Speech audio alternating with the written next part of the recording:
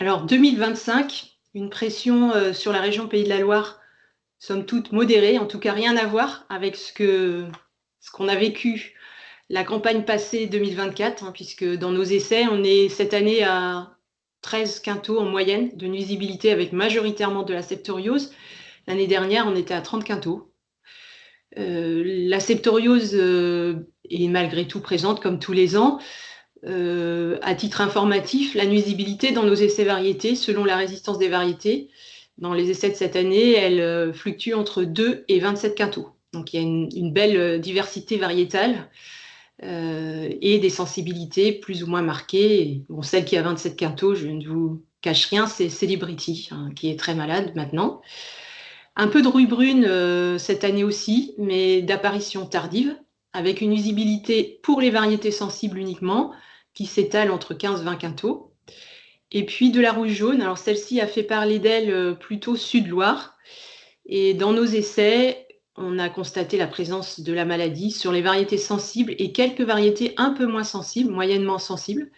Et on en reparlera tout à l'heure quand on va parler résistance.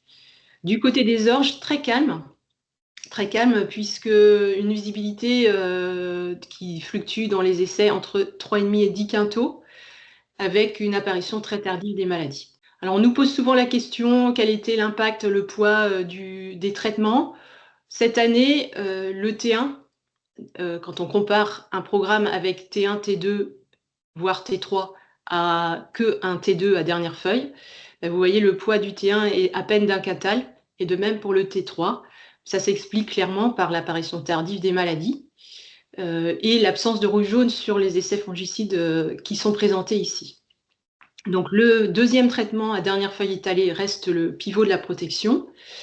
Et le T1, c'est pas obligatoire, c'est pas systématique, mais c'est pas forcément, c'est à raisonner en fonction de la pression de l'année.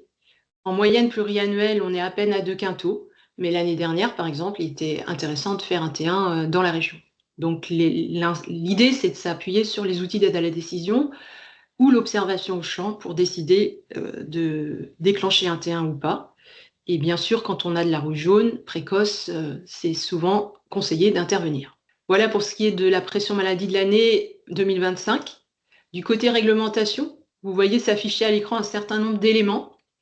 Alors, il y a surtout des évolutions cette année du côté des reclassements de molécules, avec un reclassement notamment H361D qui limite les possibilités de mélange. Et par exemple, pour ce qui est de la phenpropyline, une matière active présente dans le Meltop One, eh bien, celle-ci ne sera plus mélangeable avec l'Unix à partir du 1er mai. Donc pour cette campagne, ça ne devrait pas poser de soucis. Mais voilà, c'est un reclassement qui va limiter les possibilités de mélange des produits qui en contiennent. Pour la pyraclostrobine, on avait un peu le même scénario qui a été anticipé par un BASF qui avait déposé des demandes de mélange. Donc, ceux qui apparaissent en vert à l'écran, Zoom Comet, etc., sont désormais autorisés. Mais en revanche, on ne peut plus faire du metconazole Comet ou du Librax Comet. Si on se projette un petit peu plus loin, là je saute une année, le reclassement de la prokinazide et du Folpel est annoncé pour début 2027. Donc, ce qui entraînerait ce reclassement H372, une impossibilité de mélange des produits qui contiendraient ces substances actives. Donc, ça serait possible si des mélanges sont déposés à la demande d'autorisation et s'ils sont autorisés. Donc, pour l'instant, on a cette épée de Damoclès par rapport à ces molécules. Et puis, certaines substances actives sont candidates au retrait et ne verront pas leur autorisation de mise sur le marché renouvelée. On l'annonce depuis un certain temps pour le tébuconazole et c'est le cas aussi pour le ciprodinyl, donc l'Unix. Donc, on estime aujourd'hui, c'est toujours incertain avec la réglementation, mais on estime que on a encore 2 campagnes avec ces matières actives et qu'ensuite elles seront retirées du marché et non redéposées. Et puis, du côté des bonnes nouvelles, là pour le coup, en 2027, on attend avec impatience, hein, ça fait un moment qu'on travaille dans les essais, les produits à base de pidiflumétophène. Donc, la première spécialité qui contient cette matière active devrait arriver sur le marché en France en 2027. Et puis, un deuxième projet qui associe pidifluméthofène, adépidine et prothioconazole en 2028. Et de même, pour le Pavecto, à base de méthyltétraprol, devrait arriver sur le marché en 2028. Donc ça, c'est pour se donner, se mettre de bonne humeur en se disant qu'il y a des projets intéressants, vous le verrez, en termes de performance dans les essais qui arrivent prochainement. À présent, un focus sur les résistances et les populations de septoriose et leur résistance au triazole et au SDHI. Donc tous les ans, vous le savez, on a un observatoire qu'on appelle le réseau performance en lien avec l'INRA pour cartographier, identifier les souches de septoriose présentes sur notre territoire français. Donc merci à tous ceux qui contribuent à maintenir cet observatoire. Peut-être un petit rappel sur les types de populations de septoriose et la façon dont elles ont été, dont la typologie a été faite par l'INRA pour les caractériser in vitro. Donc vous avez sur ce tableau ce rappel, les différents familles de matières actives en ligne, triazole, les produits multisites et puis les produits de la famille des carboxamides ou plus couramment appelés SDHI. Et puis les colonnes correspondent à des portraits robots de souches de septoriose telles que l'INRA Biogère les a identifiées. Et donc celles qui nous préoccupent, c'est les souches qui ont développé une forte résistance à l'une ou l'autre de ces familles de matières actives, donc à partir de TRIHR, MDR, CAR-R et CAR-HR. TRIHR, ça concerne surtout, enfin essentiellement, uniquement la famille des triazoles, avec des résistances variables selon les types de molécules au sein de cette famille. Les multidrogues résistantes, comme leur nom l'indique, peuvent être résistantes à différents types de fongicides et elles présentent des niveaux de résistance élevés vis-à-vis des triazoles et modérés vis-à-vis des SDHI. Et puis, tout ce qui commence par CAR, c'est des souches résistantes à la famille des SDHI, avec des niveaux de résistance variables, de moyen à élevé quand on parle des CAR-HR. Donc maintenant, regardons ce qu'il en est en termes d'évolution. Vous avez ici, depuis 2010, l'évolution de ces populations résistantes, TRIHR en rouge, et puis vous pouvez lire de vous-même les autres types de souches. Alors, ce qu'on remarque depuis 3 ans, c'est une certaine stabilité. Ça bouge un petit peu moins qu'avant. Peut-être une augmentation cette année pour les TRIHR, mais en revanche, une stabilisation, voire un léger repli pour les souches CAR-R et CAR-HR, de même que pour les MDR. Alors, on ne le voit pas sur le graphique, mais je vous l'indique, il n'y a pas eu non plus de souches résistantes à la phenpicoxamide repérées sur notre territoire à ce jour. Et si on prend plus spécifiquement un triazole récent, qui est le méphentrifluconazole, pas d'évolution majeure non plus et de dérive en termes de population vis-à-vis des résistances spécifiques à ce triazole. Donc, ce qui est plutôt rassurant. Dans ce réseau performance, il y a une deuxième question à laquelle on cherche à répondre, c'est de caractériser la pression de sélection exercée par les fongicides sur les différentes populations. Donc, pour ça, on regarde en fin de campagne la répartition des types de souches sur le témoin non traité, c'est le premier bâton, et puis sur un certain nombre de séquences d'application de fongicides. Donc on vient après l'application en fin de campagne. Donc ici, vous n'avez pas de T1 dans ces 3 premières séquences, mais différents T2, associant méphentrifluconazole SDHI, prothioconazole SDHI et phenpicoxamide prothioconazole. Donc ce qu'on remarque, c'est dès lors qu'on met soit un triazole, soit un SDHI, on exerce une certaine pression de sélection puisque la proportion des souches varie par rapport à celle du témoin, avec une tendance à sélectionner un petit peu plus de MDR, ici. Et à l'inverse, on a une sorte de témoin sans triazole et sans SDHI ici, qui ne correspond pas à une protection fongicide classique, parce qu'on ne fait pas du phosphonate de potassium et du soufre uniquement sur les céréales actuellement, mais ça c'est une solution tout biocontrôle qui exerce du fait de l'absence de triazole et de SDHI, n'exerce pas de pression de sélection avec une répartition des souches proche de celle que l'on voit dans le témoin qui n'a pas reçu de fongicide. Donc ça, c'était pour les souches résistantes au triazole. Et on fait le même travail pour les souches résistantes au SDHI avec l'écart HR en violet, l'écart R classique moins résistant en violet plus clair, et puis les souches sensibles qui restent sensibles en vert. Donc on a le même constat, c'est exactement le même axe désordonné, et on voit une pression de sélection exercée dès lors qu'on applique un fongicide de famille triazole ou SDHI, peut-être un petit peu moins là, dès lors qu'il y a des fenpicoxamides, mais ça reste non significatif, l'écart entre eux. Alors ça, c'était pour les populations de souches, mais ce qui nous intéresse aussi, bien sûr, c'est l'efficacité et la performance rendement de ces différentes solutions. Finalement, on n'a pas de dérive majeure d'efficacité, avec des niveaux d'efficacité qui restent satisfaisants, mais qui sont pas forcément à la hauteur de ce qu'on avait pu voir il y a quelques années, notamment pour la solution prothiobenzo-vindiflupyr ici, donc les Latus. En termes de rendement, dans le contexte de 2025, on a toutefois des performances très, très proches entre les différents T2 ici, qui sont comparés. Ce qui était moins le cas l'année dernière, si vous vous souvenez, on le reverra après. Dès lors qu'on avait de la fenpicoxamide, c'était plutôt meilleur, mais là, dans un contexte de pression autour de 13 quintaux ici dans ce réseau d'essai, on est à peu près à égalité avec un Revistar ici. La double application d'acicine, donc phosphonate de potassium et soufre, si elle est bien pour éviter la sélection de souches, elle reste en retrait évidemment en point de vue efficacité et rendement, mais c'est loin d'être ridicule, comme on le voit ici. Et puis là, c'est pas forcément une recommandation générique à faire, mais c'est vrai que dans ce réseau d'essai, le fait d'avoir fait un T1 assez costaud avec l'Univoc Quench ici, donc fenpicoxamide plus prothioconazole, relayé par un Revistar, donne une très bonne performance à la fois en efficacité et en rendement. Et ça pourrait être une solution certes onéreuse, mais intéressante dès lors qu'on a des fortes pressions septorioses. Donc on vous a fait un petit résumé. Que retenir finalement vis-à-vis de ces populations résistantes?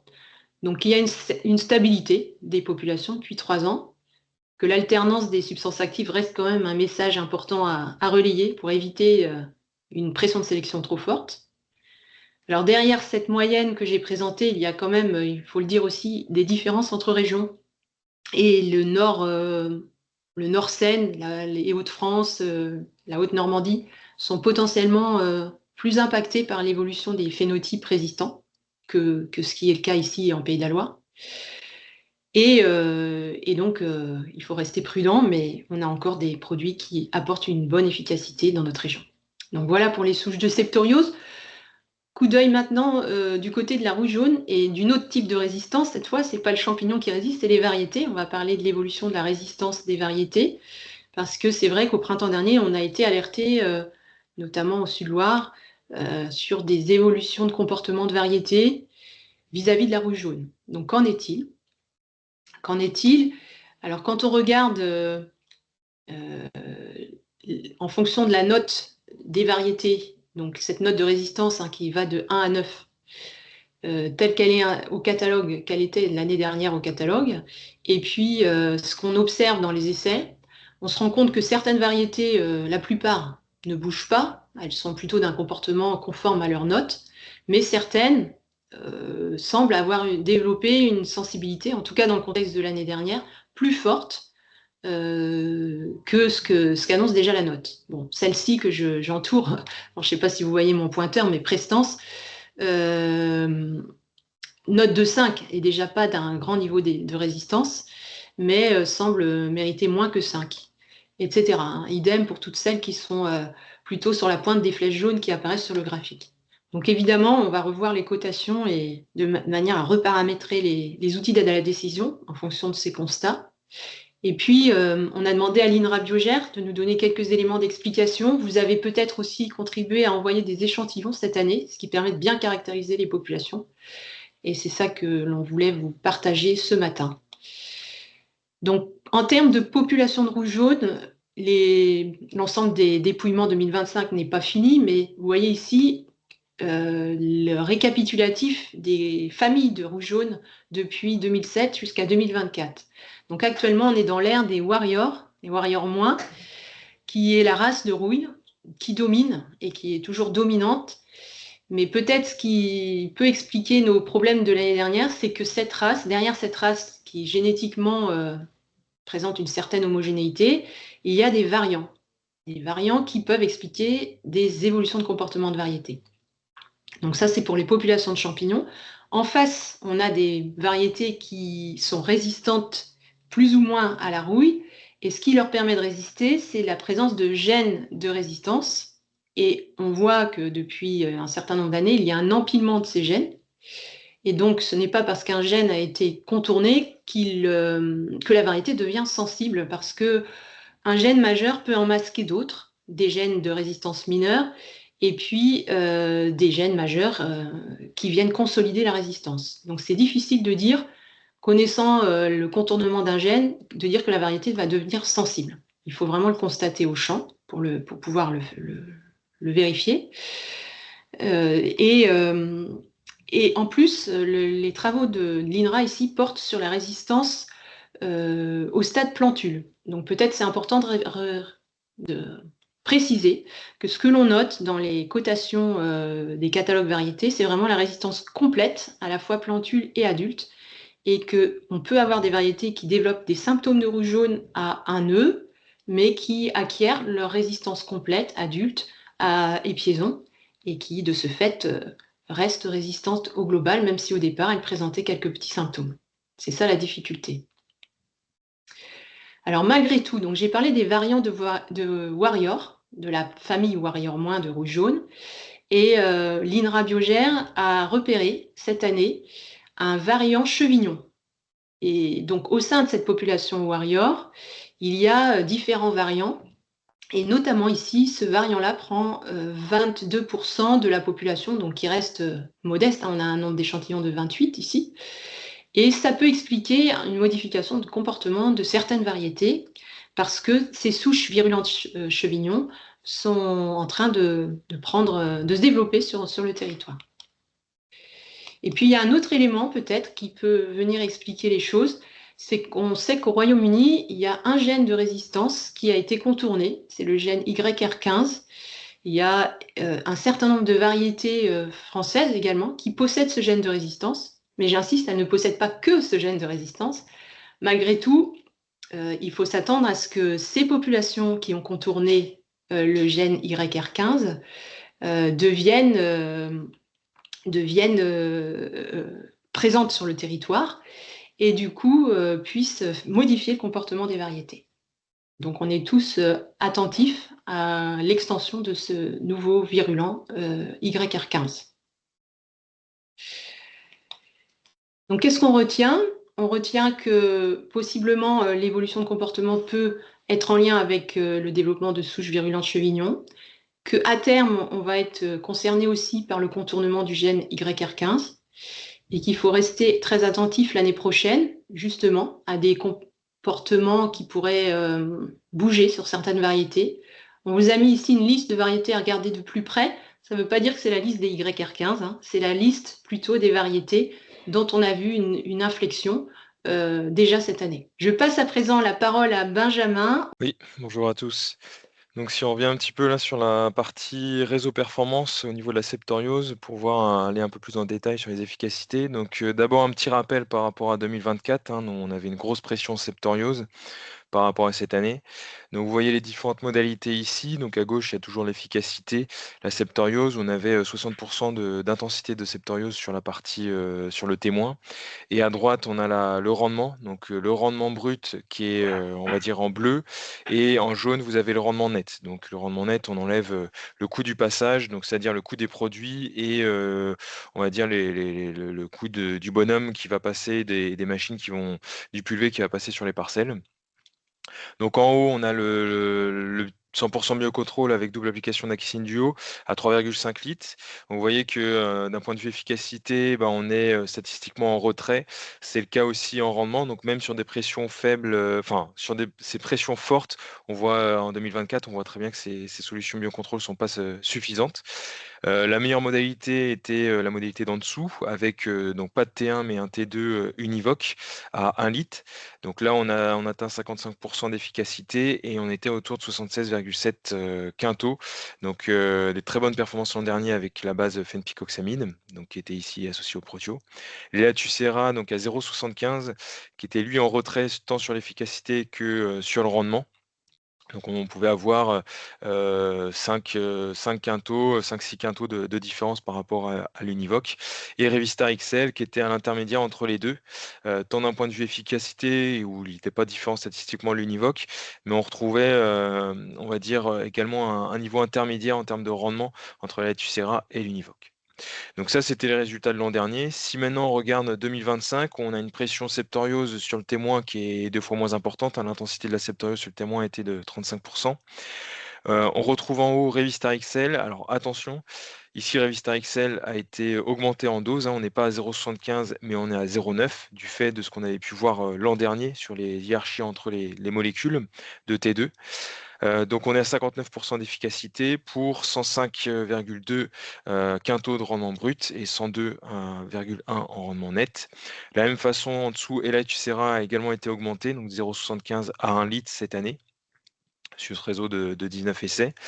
Et malgré tout, on voit un retrait sur l'efficacité significatif. On est à 46 mais qui se retrouve pas forcément sur le rendement d'un point de vue, statistique, hein, puisqu'on n'a pas de différence statistique, de la Tucera par rapport aux autres molécules sur ce contexte 2025, que des tendances et on voit l'Univoque qui lui reste inchangé, hein, qui est toujours utilisé à 1 litre, qui confirme là, son équivalence avec Revistar XL à 0,9 tant sur la partie efficacité que sur la partie, rendement.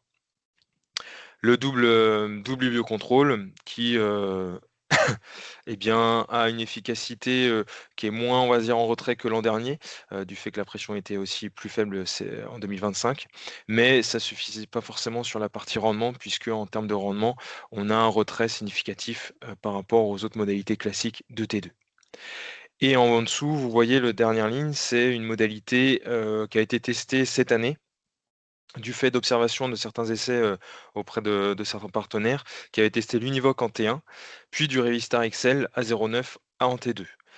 Donc un programme assez lourd, hein, qui coûte assez cher, qui montre un intérêt sur l'efficacité, hein, puisqu'on passe à 83 d'efficacité, donc significativement différent des autres modalités. Sur le rendement brut, on voit également un intérêt. On va gagner de l'ordre de un peu moins de 5 quintaux sur cette modalité, significatif.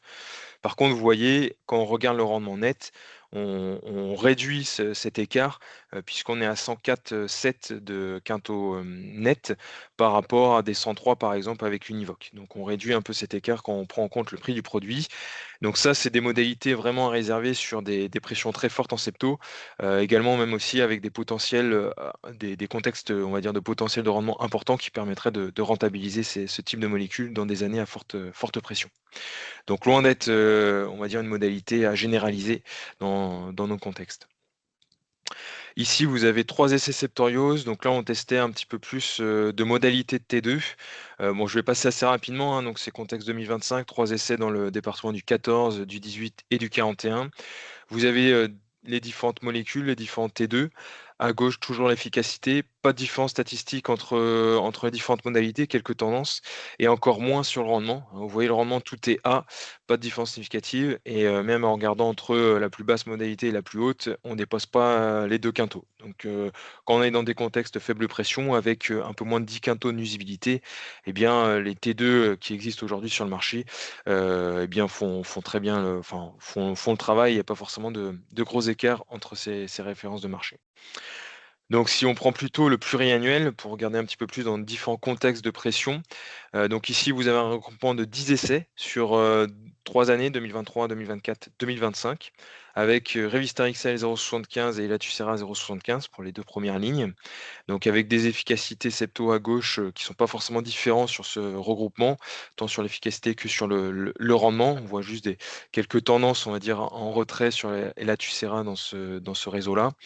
Ce qu'on voit, c'est les bases fenpicoxamine, donc avec, le Kestar, plus Elatus+, donc associé au benzodiazépine ou la base fenpicoxamine associée au Protio. On voit des bons résultats, assez proches de Revista Excel, et notamment Kestar et Latus Plus qui terminent, on va dire, correctement sur le classement des rendements. Et si on regarde un petit peu plus dans le détail, hein, sur des mêmes bases benzophins diflupyr, donc on regarde les Latucera, et le Kestar et Latus Plus. Dans les 2 cas, on peut comparer un peu les différences entre la FeNPico et le Protio. On voit dans ce type de molécule, de ce type d'association, un avantage à ajouter la FeNPico en association, donc avec la bonne performance de la matière active. Un autre réseau d'essais, donc là on est sur on regarde Cardix Skibilium en référence au Revista XL et à Latucera, donc comme précédemment. Là par contre on voit un écart significatif de l'efficacité entre Revista XL et Latucera, hein, donc un retrait sur les Latucera qui se montre pas forcément sur la partie rendement, et Cardix Skibilium qui lui se situe à l'intermédiaire entre les deux, entre la Vista XL et la Tucera. Et puis donc un regroupement de 12 essais où là on va regarder d'autres bases, on va dire de fenpicoxamine, donc notamment donc là on avait tout à l'heure le Kestar et le Tus Plus, qu'on peut comparer également au Silbron Gessico-1. Donc on voit sur ces bases de fenpicoxamine qui associent différents deux types de SDHI différents, ben des résultats très proches tant sur l'efficacité que sur le rendement, avec des bonnes performances de ces deux solutions. Et puis, donc là, on était sur les références de marché actuelles, hein, qu'on a à disposition. Si on regarde un petit peu plus loin, donc sur les prochaines années, les produits donc sous numéro, donc notamment ce qu'on parlait tout à l'heure, hein, l'adépidine, donc avec la nouvelle matière active qui devrait arriver en 2027-2028, hein, le pidiflumétophène, que vous retrouvez, on va dire, sur la 4e ligne, c'est le FB1806. Donc cette matière active qui est associée soit au protio, donc dans cette modalité-là, ou en dessous, vous avez également cette matière active, mais qui est associée à la phenpicoxamide. Et vous voyez un net gain sur l'efficacité, hein, on passe de 65-75% d'efficacité contre actuellement plutôt autour de 50% sur les autres références de marché actuelles. Et ça se retrouve aussi sur le rendement, notamment quand on compare à des bases Elatus-Sera, on a des différences significatives. Sur les autres modalités dans ce regroupement, on est plutôt sur des tendances, mais on a quand même des gains de l'ordre de 5-6 quintaux sur la dépidine, qu'on teste depuis pas mal d'années. Donc on voit très bien ces performances au fur et à mesure des années, hein, qui se confirment sans trop de surprise. Et dans ce regroupement, on avait également un autre produit sur numéro, mais qui là n'a pas forcément de matière active nouvelle, hein, c'est des matières actives existantes avec des associations différentes, de grammages différents, notamment avec les mêmes bases qu'un Revistar XL Comet, hein, donc avec du méphène, du pyraclostrobine et la fluxapyroxane, auquel ici on a ajouté du soufre. En T2, mais qui n'apporte pas grand-chose, hein, puisque vous voyez sur l'efficacité, on est pareil que sur un Vistar XL à 0,75, de même que sur le rendement, on est très proche d'un Revistar XL à 0,75. Donc pas trop d'intérêt, on va dire, sur ce type de produit qui, on va dire, est proche des références du marché actuel. Et enfin, si on passe non pas sur la septoriose, mais sur la rouille brune, donc avec des solutions en T2, donc à rouille brune, on pouvait avoir des pressions importantes, hein, dans certains secteurs, donc déjà en 2024, mais également en 2025, notamment sur la moitié Nord-France, hein, on avait des pressions fortes sur la fin de cycle. Donc qu'est-ce qu'on voit en termes d'efficacité contre cette rouille brune? Bon, vous avez toujours les Latucera en haut, donc qui montrent historiquement des bonnes performances, notamment avec la base diflupyr, hein, qui est la SDHI, la seule SDHI qui fonctionne bien sur rouille brune, même si on voit des érosions au fur et à mesure des années, notamment dans les secteurs avec des fortes pressions rouille brune. On voit que cette SDHI commence un petit peu à s'éroder en termes d'efficacité uniquement sur la partie rouille brune. Ça marche toujours bien sur la partie rouille jaune. Revista XL, donc Revista XL qui est assez proche, hein, de Latucera en efficacité et en rendement.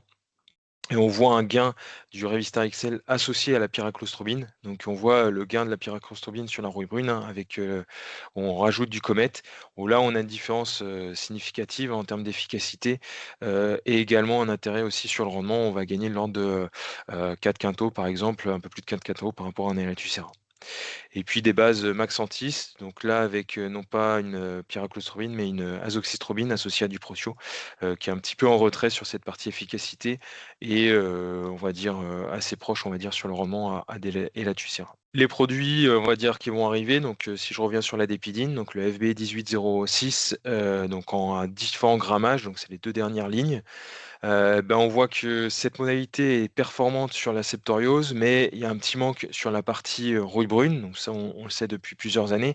Donc on voit un retrait sur le significatif sur l'efficacité par rapport à des références de marché actuelles qui fonctionnent bien comme, Revista XL Comet. Donc sur l'efficacité qui se retrouve également sur le rendement dans ces essais avec des fortes pressions, rouille brune. Un léger effet aussi, on va dire dose de la dépidine, mais en tout cas, ça va pas forcément être suffisant, ces molécules solo pour gérer la rouille brune sur ces fortes pressions. Va falloir l'associer à des strobilurines pour pouvoir, bien maîtriser cette rouille brune. Donc si on termine sur cette, gestion de la rouille brune, c'est d'abord, comme les autres maladies, de bien choisir des variétés résistantes. Donc, dans les secteurs où on n'avait pas forcément de rouille brune assez classiquement, c'est quand même intéressant de regarder si les variétés sont pas, notamment, très sensibles, rouille brune, puisqu'on pourrait avoir des surprises, hein, sur certaines années. Donc on a quand même une gamme variétale qui permet de choisir des variétés qui sont peu sensibles à la rouille brune. Et en deuxième lieu, s'il faut intervenir, on vous rajoute ici le tableau avec les différentes molécules, en solo. Donc, on va dire avec les SDHI, les STROM, les triazoles, et à chaque fois, vous avez donc un grammage, qui est donné par hectare, et puis des petites étoiles à la fois sur la rouille jaune et sur la rouille brune. Donc si je prends par exemple le premier paquet, hein, sur les SDHI, sur les SDHI, c'est la benzoin-diflupière qui fonctionne encore très bien sur la rouille jaune. Sur rouille brune, c'est correct, même si c'était mieux, on va dire, avant. Sur les stroms, c'est les solutions qui sont les plus efficaces sur la rouille brune, notamment l'AZ et la Piraclo, hein, qui fonctionnent très bien par rapport aux autres stroms. Et puis sur le triazole, les triazoles, donc les IDM, on a quand même des efficacités assez variables, intéressantes, mais assez variables entre les triazoles, hein. Par exemple, sur celles qui fonctionnent bien, hein, donc le T-buconazole, donc là, il fonctionne bien sur les rouilles, ce qui est moins le cas, on va dire, sur des bases protio. Alors, si on résume nos recommandations pour la prochaine campagne, euh, la stabilité des souches nous invite à garder une stabilité aussi dans nos recommandations. Donc, on aura des propositions dans le choisir qui va sortir bientôt avec ces équilibres techniques-là. Bien sûr, ces équilibres techniques vont être adaptés à la pression de l'année, hein, on va y revenir. Quand on a de la rouille brune attendue, ou quand on voit qu'on est en année à risque, on va préférer plutôt une strobilurine, mais on le disait déjà l'an dernier. Et on reste bien sûr sur des règles de prudence, d'alterner les matières actives, de ne pas faire plus d'un seul SDHI par campagne et d'ajuster le T2. Alors l'année dernière, on avait écrit attention au T2 allégé parce qu'on venait de vivre une grande campagne septoriose. Je dirais c'est à double sens et ça a été le cas cette année. La plupart d'entre vous, agriculteurs, ont adapté le programme fongicide à la pression de l'année. Pour ce qui est du premier traitement, c'est ça qui est peut-être des fois plus délicat à décider. On réinsiste sur l'importance de l'observation et ne pas systématiser ce premier traitement. Les variétés sensibles peuvent le mériter de temps en temps. Les variétés tolérantes le méritent rarement. Et pour sécuriser sa décision, les outils de la décision sont d'une aide précieuse. Et je réinsiste, pour la rouille jaune, on reparamétrera les variétés qui ont dérivé. Donc le choisir va apparaître dans les jours qui viennent. Il sera en ligne, hein, vous pourrez le télécharger. Je ne vais pas commenter ces recommandations qui apparaissent ici. C'est des propositions de programme en fonction du niveau de nuisibilité, comme d'habitude. Niveau de nuisibilité qui correspond à la région et à la variété choisie. Donc sur variété moyennement sensible à assez résistante, avec une pression attendue de 10-15 quintaux, c'est majoritairement ce qu'on a dans notre région. Voilà ce que ça peut donner. Et puis, si on monte la pression, on va monter aussi la dose du T2, voir si l'apparition des maladies est précoce. Faire un T1, c'est la dernière ligne du tableau qui apparaît. Je ne vais pas m'attarder plus longtemps, vous les avez dans le choisir, et n'hésitez pas à nous recontacter s'il y avait des interrogations. Enchaîner sur les céréales orge et triticales. Donc pour ce qui est de l'orge, la question qui nous est remontée du terrain, c'était plutôt autour du T1 avec une inquiétude parce que justement, on a vu fenpropyline, cyprodinil, etc.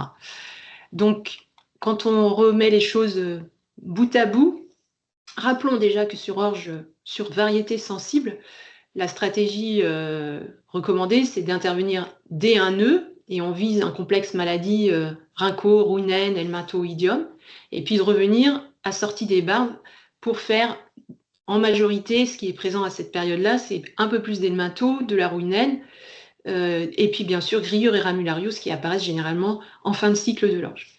Donc cette stratégie-là est la stratégie de base pour variétés sensibles. Et c'est vrai que du coup, sur le T1, on faisait assez classiquement, on fait encore, et on peut encore faire cette année, Unix Meltop One. Pourquoi on faisait ça, ou on fait ça? C'est parce que c'est des molécules qui apportent, vis-à-vis des cibles que j'ai citées précédemment, une bonne complémentarité, avec la fenpropyline qui apporte beaucoup sur Oïdium et Rouinen, et puis le cyprodinil qui apporte sur l'ensemble, en tout cas sur Rhincosporiose et Helminto. Donc ça faisait un T1 assez robuste, suffisant pour préparer l'arrivée du T2. Donc les évolutions réglementaires font qu'on va devoir changer et qu'on a quand même toujours la préoccupation d'alterner les molécules et les substances actives. Donc quand on fait ça, qu'est-ce qu'on peut faire pour alterner si on se prive du cyprodinil? C'est surtout ça. Et puis du tébuconazole qui pouvait être un candidat d'alternance en cas d'apparition précoce de Rouinen notamment. Alors premier élément de réflexion, c'est de se dire est-ce qu'on a toujours intérêt à faire un premier traitement sur orge? Et on sait que non. Le poids du T1 est moyen et un peu plus élevé que sur blé, 3,4 dans nos essais, mais il y a surtout une grosse disparité variétale. Donc on a des variétés connues pour être sensibles, et notamment, historiquement, on avait Caïman qui développe beaucoup de rhincosporiose, qui est en forte baisse sur notre sol régional. Et puis il y a Faro qui est plus dans les zones brassicoles et qui est assez sensible et qui justifie régulièrement d'un T1. Mais pour les autres, c'est pas forcément systématique. Et là encore, les outils d'aide à la décision peuvent vous aider à sécuriser la décision. Alors, on vise ces maladies qui sont entourées en rouge sur le T1. Et quand on est sur des variétés sensibles, qu'est-ce qu'on peut faire? Qu'est-ce qu'on peut faire quand il y a besoin du T1, justement? On se dit que c'est bien d'ajuster ce T1 au profil de sensibilité des variétés. Si on vise de la rhincosporiose et de la Rouinen, il y a une possibilité aussi, c'est de prendre en charge ces maladies précoces, si elles arrivent précocement, par le traitement de semences, ce qui est rentable dès lors qu'on a des variétés sensibles. On le sait que c'est à peu près équivalent. Donc le principe, c'est de mettre un traitement de semences qui a une certaine efficacité sur les maladies foliaires de début de cycle, du coup de ne plus faire de T1 et de revenir à sortie des barbes uniquement. Mais dans ce cas-là, on recommandera de ne pas mettre de SDHI dans le programme en T2 pour éviter de passer 2 fois avec des SDHI, puisque Systiva contient un SDHI. Donc ça, c'est une possibilité qu'on recommande uniquement sur variété sensible, parce que là, on ne fait pas d'ajustement à l'année, puisqu'on a mis le TS dès le semis. Pour le reste, si on voit qu'il y a nécessité de faire un T1 une année donnée parce que la pression est importante, Meltop One reste une possibilité. On l'a vu en termes de specs, c'est intéressant sur Rouinen et ça apportera bien sûr sur Oïdium. Et puis, on pourrait travailler bien sûr avec des triazoles, voire des associations SDHI plus triazole, mais il va falloir garder cette règle d'alternance des matières actives tant que faire se peut. Donc ça, bien sûr, j'ai indiqué 2028, parce que ce que je dis là, c'est pas pour tout de suite, puisqu'on a toujours l'Unix à ce jour. Mais bon, il faut anticiper, puis il y aura peut-être des problèmes de stock l'année prochaine aussi, potentiellement. Donc, si je dois alterner, qu'est-ce que je peux faire? Alors, je vous ai remis ici les spectres du metconazole, prothioconazole et fenpropyline. C'est vrai que la tentation est forte de démarrer avec un protio, ce qui se fait déjà pas mal, je le sais, parce qu'il est très complet sur l'ensemble du profil maladie présent de bonheur sur orge. Et du coup, si on fait ça, si je joue la règle de l'alternance, je reviens avec des solutions à base de méfentrifluconazole et de comète, pour faire sur variétés sensibles l'helminto de façon correcte et puis l'ensemble du spectre maladie. Donc, il faut avoir ça en tête et en termes d'appro, raisonner comme ça, plutôt que de tartiner du prothioconazole partout. Je ne vais pas commenter ce tableau, mais je vous ai remis, et vous l'aurez dans le diaporama, les spectres d'efficacité des différentes molécules sur les maladies plutôt ciblées en T2, Rhinco, Rouinen, Helminto et Ramulariose. Rappelons que sur Ramulariose, il y a eu un contournement des SDHI par le champignon, donc il n'apporte plus rien. Donc la solution Revistar Comet, par exemple, fait bien la ramulariose par la présence de mefentrifluconazole. Et puis, il n'apparaît pas ici sur mon tableau, mais le Folpel peut être aussi une solution vis-à-vis de cette maladie. Je m'arrête là pour l'orge. De même manière, vous aurez le choisir avec les recommandations orge dedans dans quelques jours. Et Benjamin, à toi de jouer pour parler un peu de triticale. Alors sur la partie triticale, donc triticale, c'est notamment la rhinco, donc rhincosporiose, hein, donc historiquement, c'est pas une maladie qu'on regardait trop sur triticale, on était plutôt intéressé par l'oïdium et les rouilles, notamment rouge jaune, qui étaient assez explosifs et qui en généraient pas mal de nuisibilité. Mais on voit quand même la rhinco qui a progressé ces cinq dernières années, notamment un peu partout en France, enfin dans les secteurs où il se fait du triticale, donc dans l'ouest et dans les régions d'Auvergne. Donc on a voulu remettre un petit peu en place quelques essais là sur 2024-2025. Donc on a 8 essais, hein, à l'échelle de l'Ouest et en Auvergne. On a des pressions assez fortes. Ça permet de quantifier déjà l'impression de la maladie. Donc sur une variété qui est sensible, c'est RGT sans sac, hein, donc qui est sensible rhinco, mais pas forcément sensible aux autres maladies. Et d'autre part, de voir un peu ce qu'on utilise en T2 classiquement, hein, donc c'est les T2 qu'on retrouve aussi sur blé. Qu'est-ce que ça vaut sur la rhinco du triticale? Donc vous retrouvez les différentes modalités. Si je fais un focus déjà sur la partie stratégie de programme entre un T2 solo, donc c'est toutes les premières lignes, versus T1, T2, donc le poids du T1. Donc le poids du T1, c'était un Medco, donc tout en bas, c'est la dernière ligne, vous avez un Juventus repris avec un Univoque. Eh bien, vous voyez donc des efficacités qui sont intéressantes par rapport à un Univox solo, hein, statistiquement différent sur l'efficacité. On ne retrouve pas cet effet statistique sur la partie rendement, si ce n'est qu'un gain non significatif de 2,6 quintaux. Donc on se rapproche finalement du point d'un T1 de la septoriose sur blé, donc c'est assez similaire également en termes d'épidémio. Et après, si on regarde sur la partie, un peu plus spécifiquement T2, en prenant les 3 premières lignes qui sont, les modalités, on va dire, en tendance un petit peu moins efficaces, c'est des modalités avec des bases fenpicoxamine. Donc on voit que la partie fenpicoxamine ne va pas suffire sur la partie gestion de la rhinco. Et quand on regarde les associations, le benzophendivlupyr, c'est pas forcément la meilleure solution, donc le Kestar Elatus plus.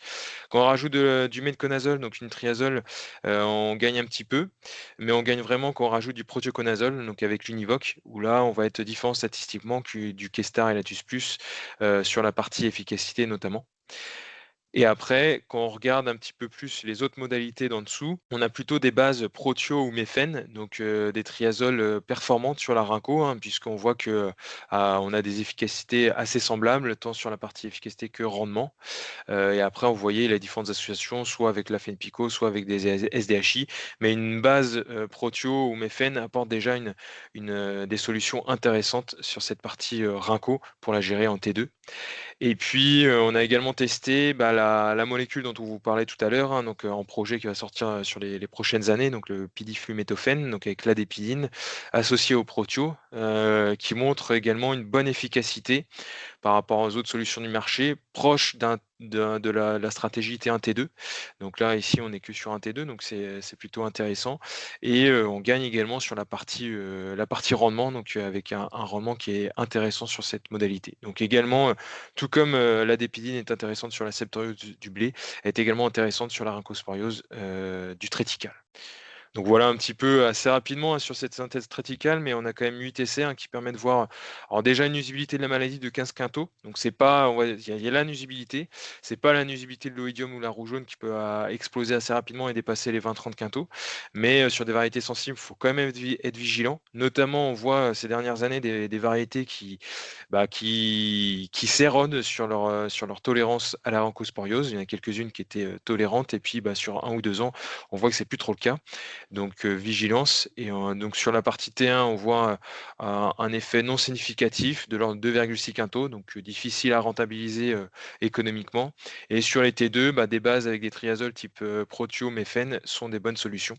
Et puis en attendant l'arrivée des nouvelles molécules qui apportent également un intérêt sur cette partie-là. Je vous propose de basculer sur le sujet suivant qui porte sur le piétin échaudage. On va, là encore, à deux voix, là, présenter les derniers travaux que nous avons effectués sur cette maladie, donc, qui est une maladie, un champignon du sol qui attaque les racines, et oui, principalement les racines, ce qui limite l'alimentation des blés, peut avoir des céréales, il peut avoir un impact important sur le rendement. Et donc, on a retravaillé d'autres couverts qui pourraient avoir des propriétés biofumigantes. J'expliquerai après de quoi il s'agit. Et il y a une question aussi qui nous est remontée beaucoup du terrain, c'est l'impact des dérobés et notamment de l'arrivée du développement important du seigle dans les rotations sur la nuisibilité du champignon et sa prolifération dans les rotations qui en contiennent et les impacts sur les céréales. Donc peut-être quelques rappels sur cette maladie pour ceux qui ne connaîtraient pas trop. Donc vous voyez la belle photo prise par Benjamin. Alors c'est beau en photo, mais c'est pas très beau dans la vraie vie. Donc des racines complètement nécrosées, noircies, brûlées, qui expliquent que ce champignon qui attaque les racines échaude complètement la céréale et fait que la circulation de la sève ne se fait plus et le remplissage des grains ne se fait plus. Quelques éléments de biologie, donc un champignon qui est, alors celui qui nous intéresse, dont le nom barbare apparaît à l'écran, c'est celui qui attaque le blé, l'orge, le triticale et le seigle, mais qui n'attaque pas l'avoine, avec des niveaux de sensibilité qui bougent entre les céréales, mais retenez que l'orge devient une espèce assez sensible en termes de nuisibilité, nuisance du champignon sur cette espèce, alors que historiquement, elle était peut-être un peu moins. Un champignon qui a des hôtes différents, donc pas mal les graminées, et notamment les graminées sauvages, donc les mauvaises herbes de nos champs sont potentiellement porteuses du champignon. Des plantes qui peuvent ne pas être malades, mais amplifier la présence du champignon dans l'environnement, à savoir le maïs et probablement le riz gras. Et puis des cultures non hôtes qui viennent couper le cycle du champignon quand elles sont présentes dans la rotation. Et parmi elles, une graminée qui est l'avoine, qui peut être attaquée par un piétin échaudage, mais qui n'est pas celui-ci. En termes de cycle, quelque chose d'assez classique pour un champignon du sol, un champignon qui se conserve sur les résidus infectés, donc résidus de racines ou bases de tiges, qui fait un cycle de contamination primaire à l'automne, et dès lors qu'on a un automne humide et doux, c'est plutôt favorable. Donc, confère l'évolution du climat depuis quelques années, on est quand même souvent sur ce type de scénario dans la région. Les racines infectées vont se contaminer de proche en proche entre plantes, et plus il fait doux à l'automne, plus il y a des cycles de contamination et donc un potentiel infectieux important. Et puis ensuite, le champignon se développe, se multiplie et croît sur l'appareil racinaire. C'est pas toujours visible au départ. Et puis c'est au moment de l'épiaison, enfin du remplissage des grains, que l'on va avoir des épis qui blanchissent plus rapidement. C'est pas forcément des zones de sol sec, ça peut être la présence de la maladie qui est chaude et qui fait des ronds, des foyers dans les parcelles. En attaque très précoce, les plantules elles-mêmes peuvent être malades, et ne pas hésiter à laver les racines quand vous avez dans les champs des symptômes atypiques, du jaunissement, du rougissement sur des stades tallage. Ça peut être aussi du piétin échaudage particulièrement virulent qui attaque précocement la culture. Donc voilà, en termes de symptômes, quelques photos. Le plus classique, c'est les épis blancs échaudés, en foyer, en bouquet dans les parcelles. Mais j'insiste bien sur le fait que c'est plus sournois parfois et qu'on ne voit rien, on ne voit pas d'épis blancs, mais on est déçu au rendement. Et n'hésitez pas à laver les racines pour diagnostiquer la présence du champignon. On avait fait dans les années 2016, 2017 et 2018 une série d'essais pour remettre une hiérarchie dans les leviers qui favorisent le champignon ou qui le défavorisent. Donc, cette synthèse d'essais, on avait 8 essais entre la Jaillère, le Magnerot et la Bretagne, nous a permis de faire la hiérarchie qui apparaît à l'écran, que je vais rappeler rapidement. Donc, du côté des facteurs aggravants, il y a vraiment ceux-là qui avaient été mis en avant.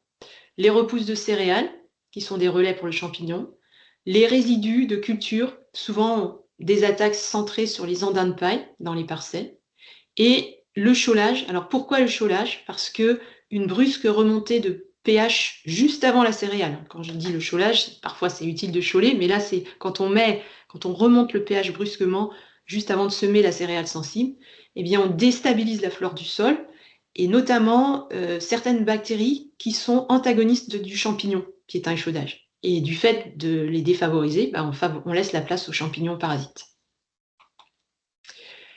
Alors, il y avait des facteurs plus neutres qu'on avait étudiés déjà. On avait étudié une variété de moutarde brune et on avait vu des effets assez variables et assez faibles.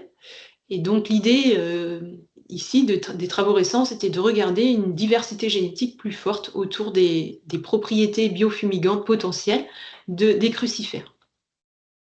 Voilà, donc c'est ça que l'on a travaillé depuis 2 ans. Donc, je vous présente le principe de la biofumigation. Alors, il y a même une petite vidéo, je vais voir si je peux la lancer. Voilà, pendant que je parle. Donc, les essais consistent à semer une collection de couverts de radis, de moutarde, des couverts témoins, et de laisser ce couvert se développer donc, entre 2 blés. Hein. On sème au mois de juillet, dès la récolte. Et ensuite, une fois que le couvert est suffisamment développé, fin septembre, début octobre, on va le broyer, l'incorporer au sol et attendre une dizaine de jours avant de semer. Et en fait, les glucosinolates de ces couverts vont s'hydrolyser en isothiocyanate dans le sol et avoir cette action potentiellement biofumigante. C'est très important d'enfouir aussitôt le broyage pour que justement les matières volatiles ne se perdent pas.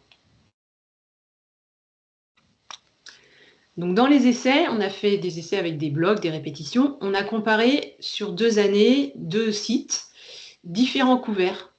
Un tronc commun 2025-2024 avec un témoin sol nu, où on a nettoyé vraiment toutes les repousses du blé précédent. Un témoin sol nu, mais sans traitement des repousses, ce qui peut arriver assez souvent dans la campagne. Il reste des repousses longtemps pendant toute l'interculture. Le témoin sol nu avec un traitement de semences, semer le blé qui suit et semer avec un traitement de semences latitude efficace piétin échaudage. Et puis ensuite, une série de couverts semés à l'interculture entre les 2 blés que vous voyez apparaître ici. Donc qu'est-ce que ça donne? Si on prend le tronc commun, on va remarquer que déjà, le témoin sol nu, c'est notre étalon ici. Vous avez ici les nécroses racinaires et là, le rendement. Donc, ce témoin sol nu est mieux, mais bon, statistiquement, pas de différence, hein, vu la variabilité. Mais vous voyez qu'en tendance, le pire de tout, c'est le témoin avec repousse, qui en rendement également est statistiquement impacté par rapport à l'étalon haut qui est le latitude. Et de même, le latitude, peu de nécrose et un gain de rendement de l'ordre de 9 quintaux, donc une efficacité nécrose de 50% et un gain de 9-10 quintaux à chaque fois quand il y a une attaque de piétin échaudage. Les moutards, en revanche, sont intermédiaires et pas différentes de notre témoin sol nu. Donc quand on fait le bilan un peu plus large en étendant aux radis présents aussi, il y avait une série de radis dans les essais, on voit qu'il y a un petit effet potentiel sur la réduction des nécroses, qui apparaît ici. Un petit effet timide sur le rendement, mais pas des choses suffisantes pour avoir des effets statistiquement probants, contrairement au traitement de semences. Donc c'est peut-être décevant, mais c'est les résultats. Et là, on a bien mis en œuvre la technique en enfouissant les couverts dès leur broyage. Alors, on a une mauvaise surprise aussi en faisant ces essais. Ici, je vous montre la photo de notre essai de la Jaillère de 2024, blé 2024. On avait semé donc entre à l'interculture 2023-24 notre collection de couverts ici, dans cette zone. Et ensuite, après le blé 2024, en 2025, l'agriculteur a fait un colza sur toute la parcelle. Et il m'a appelé en disant, Anne-Monique, viens voir, là, il y a un problème, c'est pile poil la zone d'essai. Et malheureusement, ce que l'on a pu constater dans cette zone, c'est que la présence des couverts avait certainement favorisé la hernie du chou, qui était déjà présente dans la parcelle parce que parcelle hydromorphe, mais malgré tout très, très impactant sur la zone des couverts. Donc une mise en garde pour dire que c'est bien de travailler les couverts biofumigants, etc., mais il faut être vigilant aux effets dépressifs potentiels dans la rotation. Et notamment, c'est le cas pour les crucifères quand il y a du colza dans la rotation.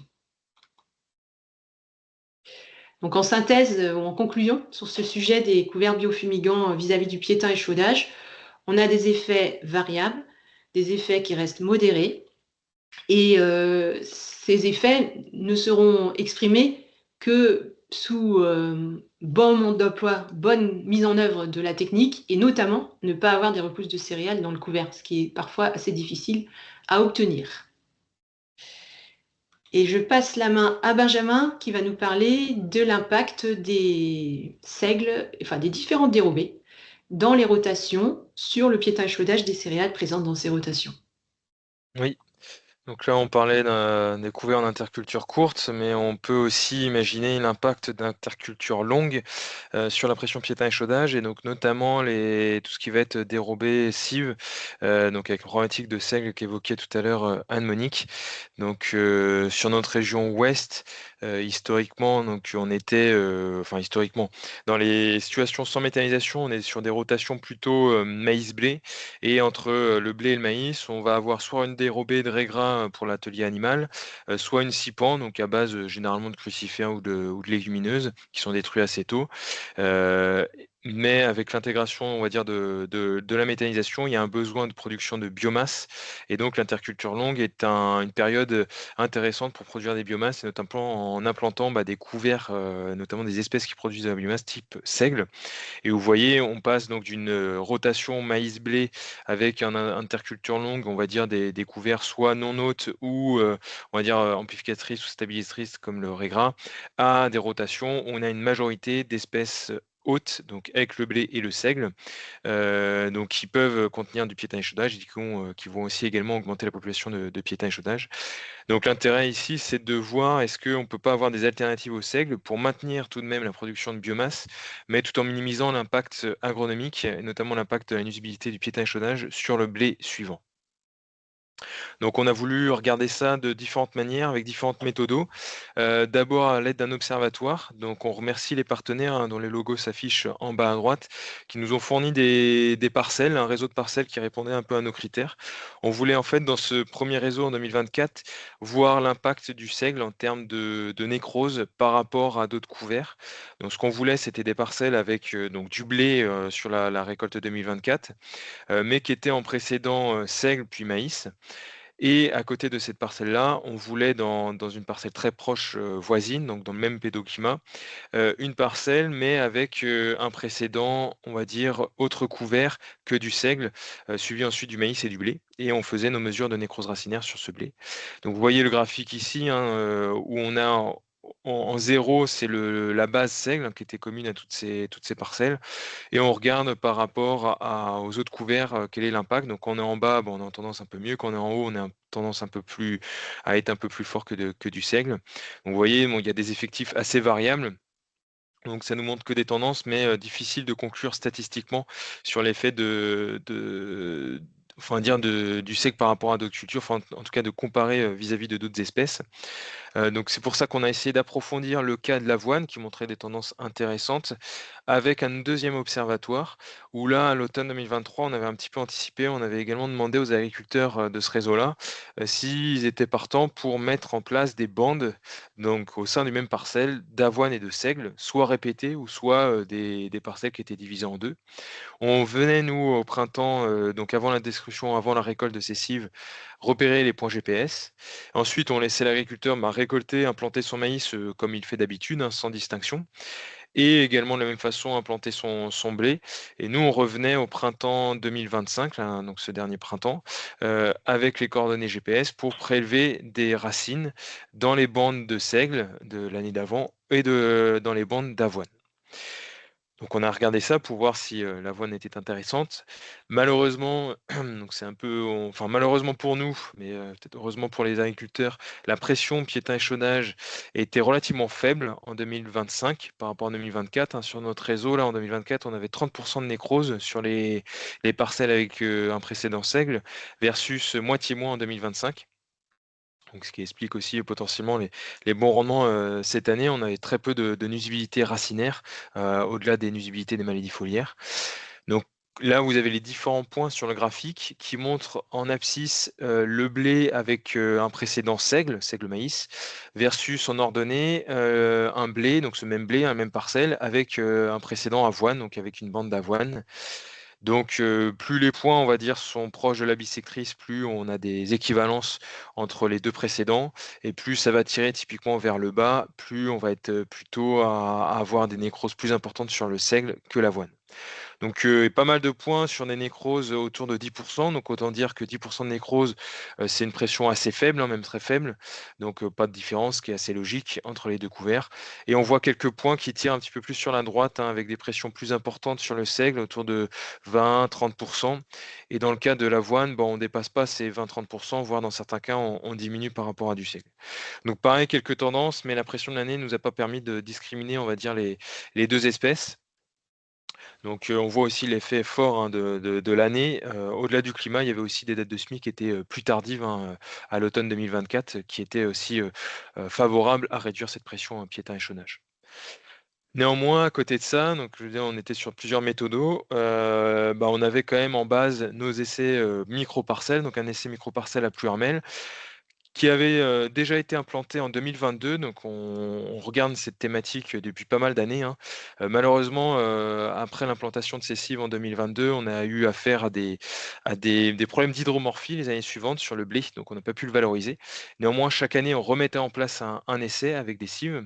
Donc là, on a pu, valoriser cette première année, de résultats avec des cives qui étaient implantées donc, à l'automne 2023, donc en micro-parcelles avec un GPS RTK, ce qui permettait d'avoir, les données enfin, de géolocalisation et de revenir exactement au même endroit les années d'après.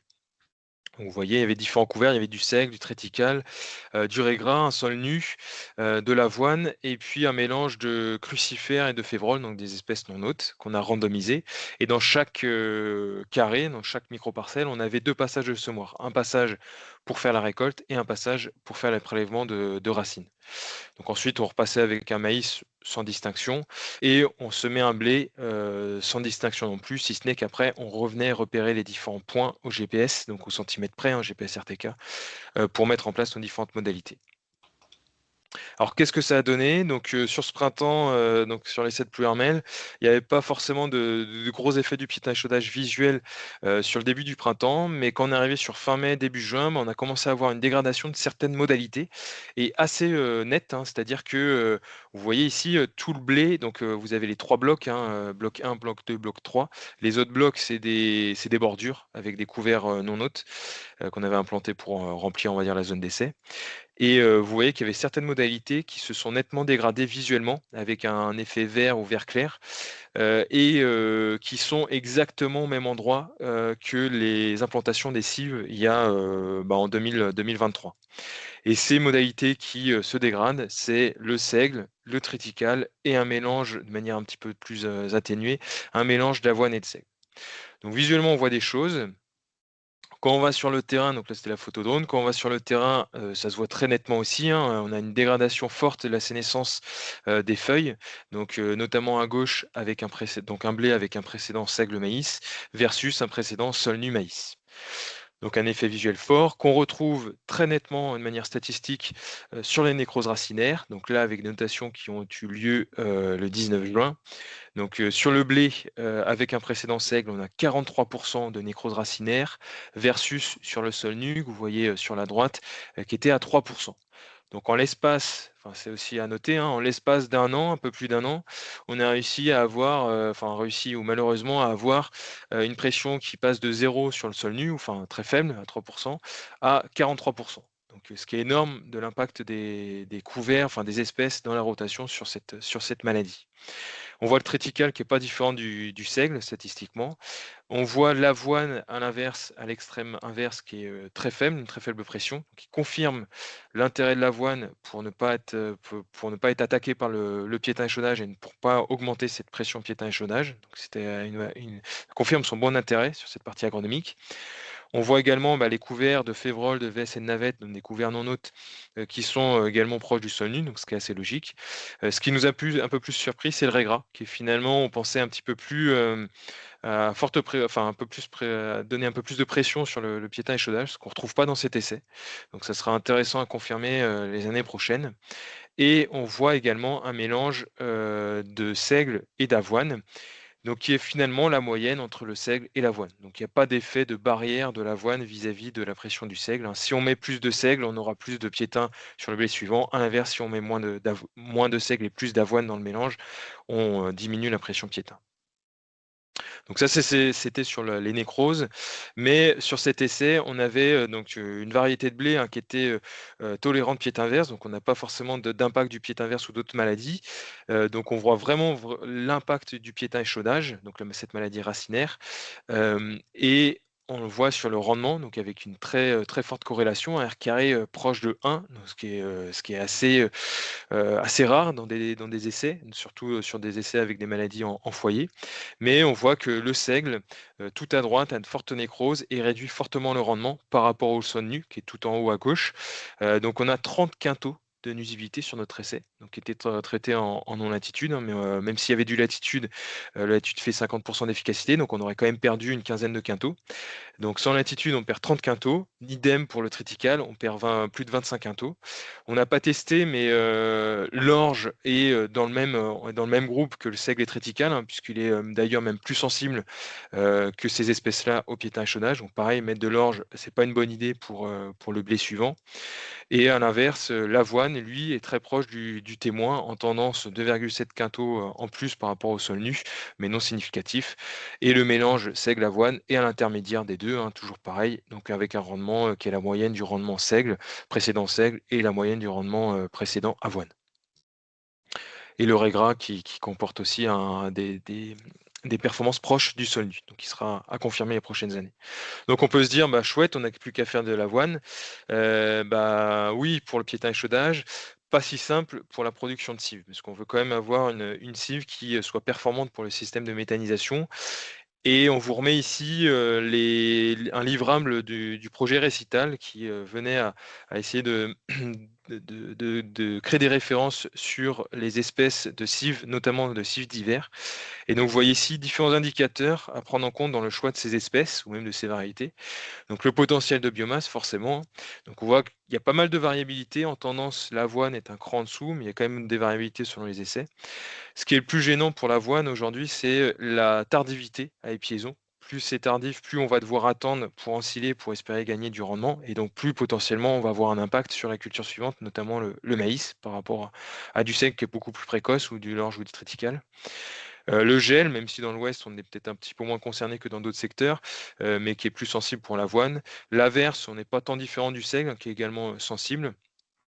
Par contre, sur des maladies type, virales, type enfin JNO, ou de l'oïdium ou de la rouille, bah, l'avoine, peut en prendre aussi davantage. Et puis sur les repousses, l'avoine a davantage de repousses, de faculté à pouvoir avoir des repousses après la récolte que du seigle. Néanmoins, dans ce projet-là, on n'a pas forcément exploré de manière, forte les diversités au niveau des avoines, des espèces d'avoine. Il y avait beaucoup, de variétés qui étaient, type océane, donc de l'avoine rune. Donc, les pistes exploratoires là qu'on va mener sur les prochaines années, c'est de regarder s'il n'y a pas des différences au sein des types d'avoine, donc entre des avoines plutôt, typées couvert ou des avoines même, typées pour la production de grains. Est-ce que, si on les met en cive, il y a des différences sur, notamment le potentiel de biomasse? Est-ce que, il y a des variétés qui seraient un petit peu plus, précoces et plus intéressantes? On entend quelques-uns qui, amènent des variétés, soi-disant tolérantes GNO, donc ce sera des points aussi à regarder. Donc aujourd'hui, certains agriculteurs peuvent se dire que c'est pas forcément encore très sécuritaire de faire 100 de l'avoine. Donc néanmoins, il faut quand même éviter de faire du seigle en pur, du triticale ou de l'orge, puisqu'on va avoir de grosses problématiques derrière sur le blé. Donc de privilégier quand même de l'avoine et si on veut sécuriser, bah, au moins de faire des mélanges avec une proportion importante d'avoine et s'ils veulent sécuriser, mais sans forcément augmenter fortement la pression piétin échaudage.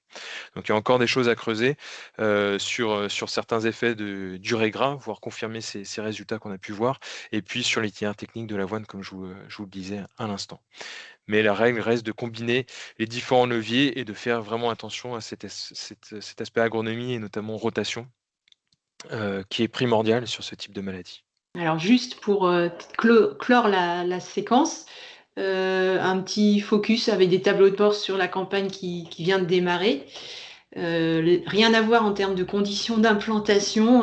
Cette année, on respire enfin avec des fenêtres agréables, appréciables et des bonnes préparations de sol. L'expérience des années passées a peut-être incité à démarrer assez vite et avec le gros des semis fait la semaine du 13 au 17 octobre, même des fois avant. Donc c'est ça qui peut être peut-être préoccupant pour les semis ultra précoces, compte tenu du fait qu'on est sur une année avec de la douceur. Vous l'avez représenté ici sur ce graphique avec l'écart à la médiane en température. Donc plus on va vers la droite, plus c'est chaud. Et puis ici, l'écart à la médiane en termes de pluie, plus on va vers le haut, plus c'est pluvieux. Donc l'année de récolte 2025 est là. 2026, celle qu'on vient de démarrer ici. Donc voilà, une année qui reste douce, mais en termes de pluie, rien à voir. Et ce qui nous a favorisé, qui a permis des bonnes conditions de semis. La douceur fait que les levées ont été très rapides, parfois piégeants pour positionner les désherbages de prélevés d'ailleurs, puisque certains ont mis les bouchées doubles à la fin de la semaine vers le 17 octobre, là, parce qu'il y avait de la pluie annoncée la semaine d'après. Donc parfois des gens piégés qui n'ont pas pu faire des prélevés juste après l'implantation, avec des salissements qui peuvent être compliqués. Et puis ce qui nous attire le plus actuellement, c'est quand même les risques vol de pucerons. Donc on le voit, la fenêtre d'activité des pucerons, c'est plutôt entre ces deux lignes rouges là qui apparaissent là, où ils peuvent se multiplier, voler et se disperser entre les parcelles. Donc tant qu'on est au-dessus de cette ligne ici, plancher, les pucerons étaient actifs. Et on voit que la première quinzaine de novembre était particulièrement douce. Quand c'est en rouge, là, ça veut dire au-dessus de la médiane pluriannuelle 20 ans. Et non seulement au-dessus de la médiane, mais dans la fenêtre d'activité des pucerons. Donc c'est vrai qu'ils sont très présents et assez faciles à repérer jusque-là. Le froid qui vient d'arriver va être salutaire pour calmer le jeu.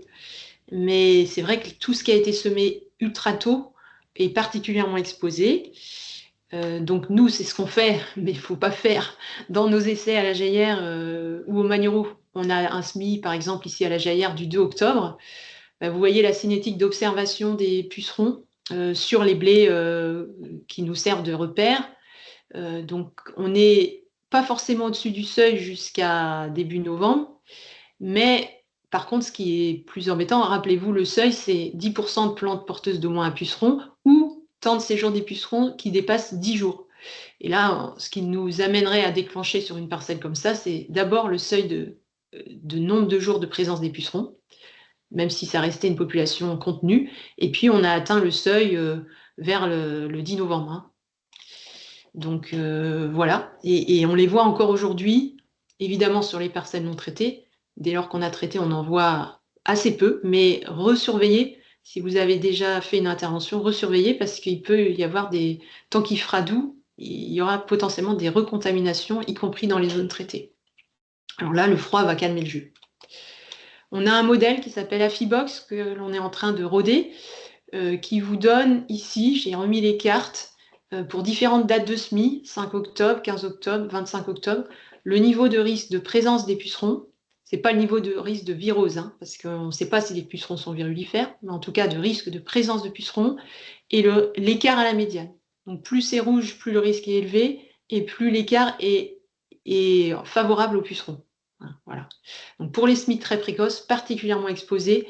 Après, entre semis du 15 octobre ou semis du 25 octobre, c'est assez équivalent, mais risque plus élevé que la médiane. Et pour les semis les plus tardifs de fin octobre, le risque est faible.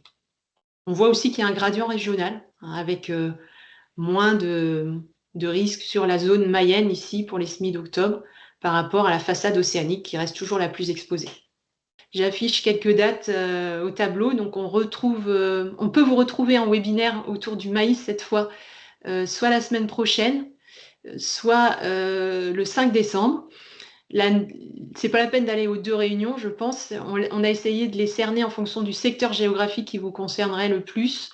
On sera plus tendance Sud-Loire pour la réunion de décembre, mais sinon les contenus sont quand même assez proches entre celle du 27 et celle du 5. C'est pareil, 8h30, 10h autour du webinaire. Un webinaire sur les résultats variétés le 16 décembre, matin, pareil. Et une réunion en salle autour des fourrages, comme d'habitude, à Ploërmel. Donc cette année, elle aura lieu vendredi 12 décembre, l'après-midi, j'espère. C'est ça, Benjamin? J'ai peut-être mis une bêtise sur l'horaire. Non, Oui, c'est ça, ouais, c'est bien l'après-midi. exactement.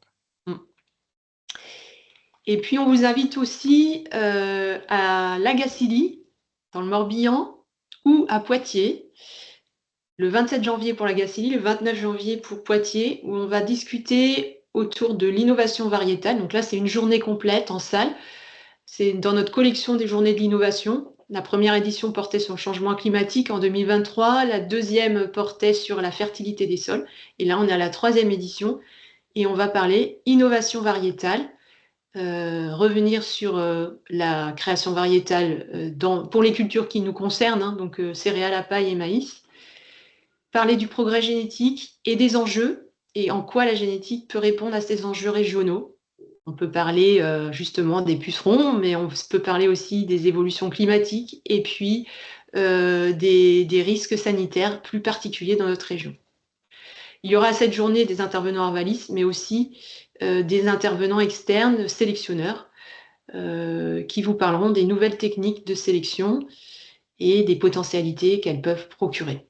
Et puis des sujets de la recherche en termes de sélection. Donc n'hésitez pas à vous inscrire, les guichets sont ouverts pour l'inscription à cette journée, qui est un colloque en salle.